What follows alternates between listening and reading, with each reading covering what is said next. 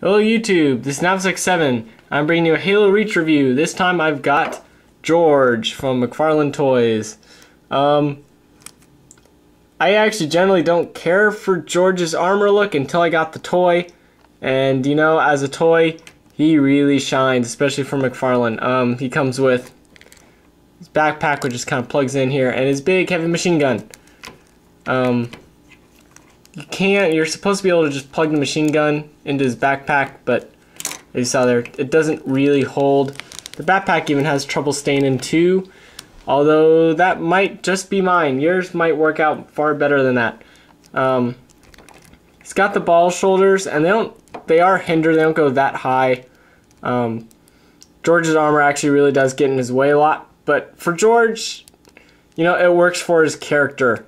He's supposed to be the big guy, he's the big strong guy. He doesn't need a lot of movement. He carries around with the big heavy weapon. He's got the swivel cuts for the hips, and they seem to work better for George than they do for Emil and Noble 6. I just feel like he can kind of get in like these crouching, turning poses a lot better and look way more badass than the others. He's got a small knee, he's got the ankle joints. The posability is kind of there, but not really. But because there's really only one thing that you really want to get George to do. That's really just holding his big machine gun. Except he actually doesn't look bad holding it. This works a lot better for me than the other guys. Or at least him holding his gun works a lot better for me. I think partially because he can carry it from the... he can fire it front ways from the hip, and it still kind of looks right, as opposed to the other guys where you kind of want to have them in a more tactical pose. And McFarlane just can't seem to get the guys to...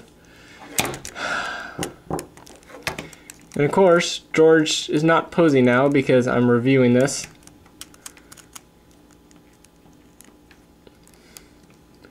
There we go. As for the guys I reviewed, Noble 6, Emil, and George, I actually like George the most.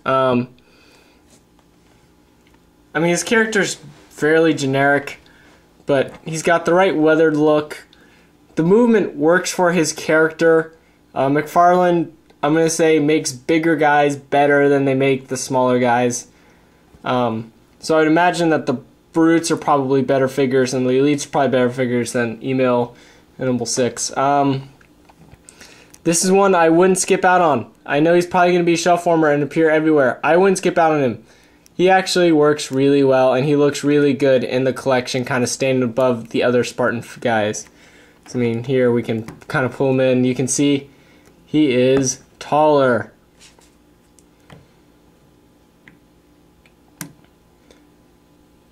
And he just kind of really blends in, makes it all look right to me. Would I recommend him though?